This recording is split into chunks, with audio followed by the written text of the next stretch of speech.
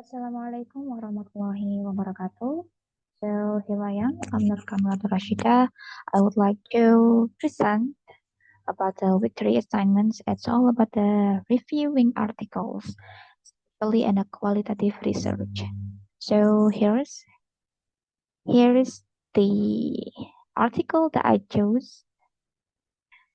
So the title is Challenging the Power Invested in the International English Language Testing Systems, IELTS, yeah, why determining in English preparedness needs to be undertaken within subject context. So here this article resource, yeah, it's the author is a Pilcher and Richards, yeah. It's written uh, in the 2017, following with titles, and then here's the journal, Power and Education's Sagi journals, yeah, especially in language teaching. Here's the reviewing. First, it's the research questions. In this article, there are three research questions. The first one is how English is specific to the contents of subjects, yeah. And then the second one is how the English of subjects has unique ideological and psychological elements. And the last research questions is how the non-textual elements of a different subjects are intertwined with their English. And then the theoretical background is the first one is of course the IELTS, yeah, and then the second one is the importance of a context, language usage. So yeah, okay, it's bring by Bakhtin and a devotional.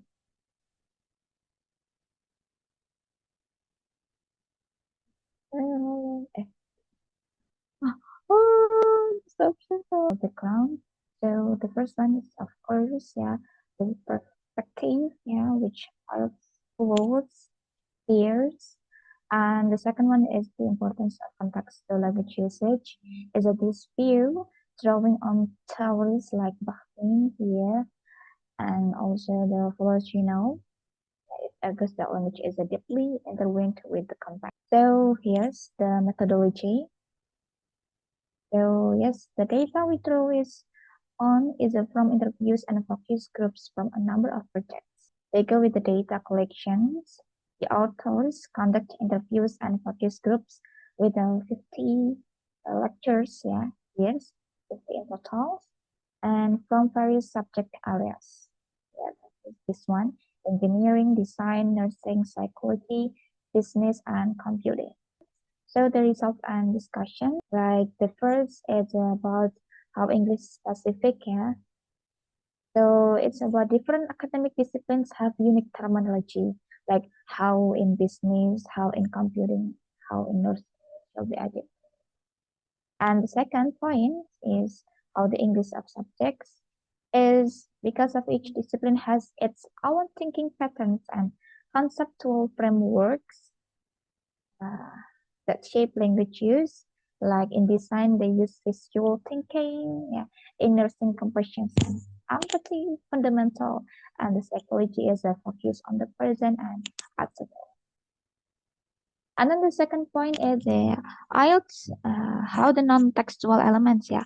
So IELTS only tests written and spoken English, but many subjects rely on non-textual communications. For example, like engineering or accounting, yeah, kan? Okay, so for overall discussions, IELTS cannot accurately predict a student's academic success because it doesn't test subject specific, yeah. It's also discussed the data in light of how it challenges the power given to IELTS, yeah, by their institutions and how it understands the need to undertake any assessments of the English students' needs for their studies in the subject context. First, we go with the conclusions. The researchers and lecturers in the area of academic support, yeah, need to succeed at university and help students with their university work through the academic support bouquet. So their investigations into the broad subjects areas of science, engineering, computing, nursing, psychology, okay, and all. English use is unique and constantly in both terminology and vocabulary also. And then for the questions, yeah, did it have all characteristics of qualitative research? Yeah. And what are the evidence? So the answer is yes. This article has the key characteristic of qualitative research, yeah, supported by clear evidence from its methodology and discussion. So here's the points. The first one is naturalistic inquiry, yeah, or real-world academic setting. So the researchers conduct interviews and focus group with lecturers across various disciplines in the natural academic. It's like they explore in how English is used in a real academic context. And the second one is participants' perspective, including lectures review on English use. So here's the authors emphasize that language is a deeply tied to context and individual interpretation.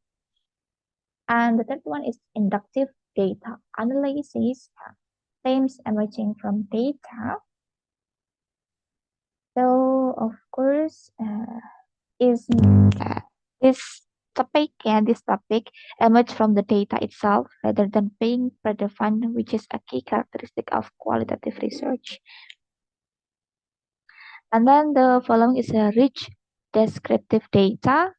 So yes, here uh, rich descriptive means allow the readers to deeply understand the complexity of English use in across disciplines.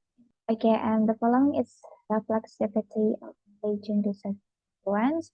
Here, the authors acknowledge their role as researchers and lecturers in academic support. Like they critically questions the power institutions give to IELTS and reflect on the impact of the findings on policy and teaching.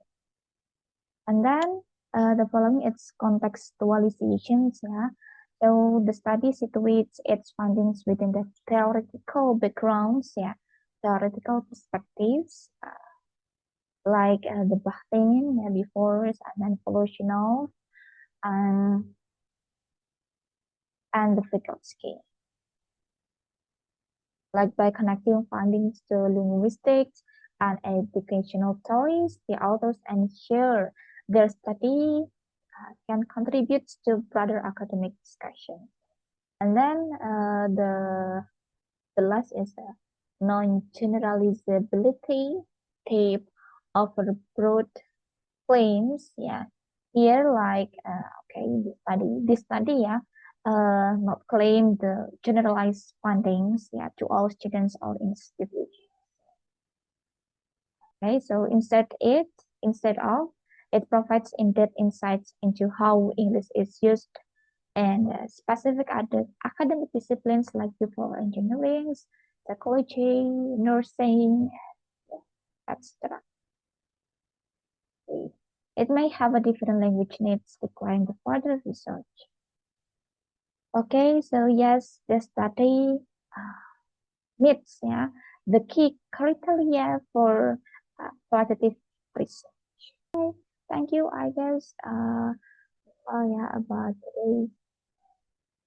That's all about my presentations. Yeah, thank you so much. So